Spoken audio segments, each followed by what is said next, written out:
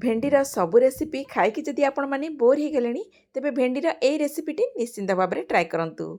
भेंडी बेसनर ए रेसिपी जदि थे खाइबे ना पार्टी छाड़बनी एत टेस्ट लगे आउ जहाँ को खाइबा देवे ना सी आपन को रेसिपी पचारि निश्चिंत भाव में जीव। मु सस्मिता आपण मानक स्वागत करुच्ची मोर यूट्यूब चैनल। जदि वीडियोटी भल लगे प्लीज वीडियोटी को लाइक करदे, अन्य मान सहित शेयर करने को भूलिए नहीं, मो चैनल को सब्सक्राइब करदे। एठी मु नेइची पाखापाखि 300 ग्राम भेंडी। भेंडी को भल भाव में धोई देइची। धोइला परे भेंडी को आमे काटी नबा। एमती लंबा लंबा करके काटी नबा।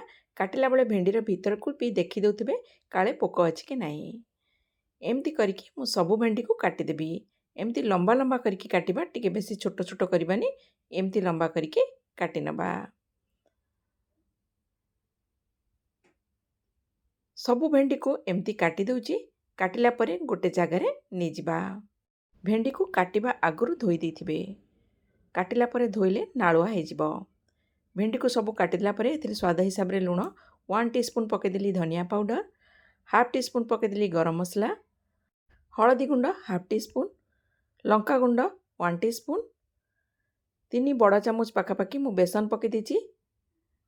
बेसन पकेला परे आमे एथिरे कोन करबा, भल भाव में आगे हाथ में गोलई देबा। जदि भेंडी टिके ओदा थिबो ताले मसलाटा साइथरे कोट हो जिवो।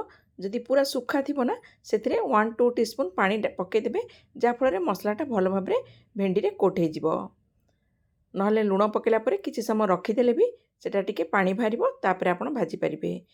देखंतु पानी 2 टीस्पून पकेला परे भल भाव में एमती चकटिकी मसला जेमती कोट हो जिवो, भल भाव में एमती गोलई दउची। गोड़ेला परे देखिए ना मसलाटा बढ़िया भाव में भेंडी रे कोट हो गला। एना आमे गोटे पैन रे गरम करबा तेलटा पके नहीं भल भाव में गरम होगा छाड़ी देछि। एठी मु रिफाइन तेल नहीं, आपन सोरिष तेल रे भी करि परिबे। एठी आमे तेल रे भेंडी को पके देबा। चाहिए आपन एथिरे ना अदा रसुण रो पेस्ट भी पके परिबे। मु एठी पकेनी, आपन चाहिए पके पारंती। भल भाव में चारिआडे खेळई देला परे आमे कभर करदबा। जेहेतु एटी बिना अदा रसुण रो पेस्ट रे करूची मु एटाको, आपण चाहिए कौन ओषा पुण्य पर्व भी करिकी खाई परिबे। एटा को कभर करदबा। कभर करला परे किछि समय परे पुणी कभर काढ़िकी आमे घांटी दबा। कभर करिया फଳରେ भेंडीटा ना टिके नरम हो जिवो। तेणु मु कभर करदेली पाखापाखि 2 मिनिट पई।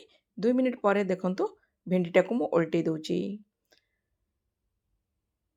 भल भाव में ओल्टई देला परे आमे पुणी कभर करदबा। पुणी छाड़ीदबा भेंडीटा को आउ टिके समय कुक हवा पई।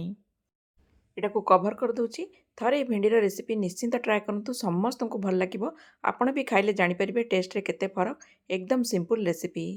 कभर करके पाखापाखि पुणी 2 मिनिट पई छाड़ीदेली। मझिरे मझिरे मु घांटी देइथिली, आउ थरे भी कभर काढ़िकी घांटी देइथिली, जेमती चारिआडू बढ़िया भाव में भेंडीटा हो जिवो। सेई पर्यंत आमे भेंडीटा को भाजिबा। देखंतु एकदम परफेक्ट हेइची। सबआडू बढ़िया भाव में कुक हेइची। भेंडी भी पूरा देखंतु नरम अछि। आउ बेसी भाजिबा दरकार नै। भेंडीटा को गोटे प्लेट को काढ़ी दबा। एटा को जेहेतु मु बिना पियाज रसुण रे करिछि, आपण कोनोसी ओषा पुण्य पर्व रे भी खाई परिबे। काटी रखितबा धनिया पत्र पकेकी भल भाव में गोळी दबा। भेंडीर एई रेसिपीटी देखिला परे आपण माने घरे निश्चिंत थरे ट्राए करंतु। आउ रेसिपीटी केमती लागिला कमेंट सेक्शन में मतामत देबाकू केबे भी भूलंतु नाही। आपणक कमेंटर मु रिप्लाय निश्चिंत भाव में देबी। तेबे वीडियोटी जदि भल लागिला वीडियोटी को लाइक करदेबे, अन्य मानक सहित शेयर करिया को भूलिबे नाही। तेबे रहुछि, पुणी देखा हबो गोटे नुआ वीडियो रे। जय जगन्नाथ।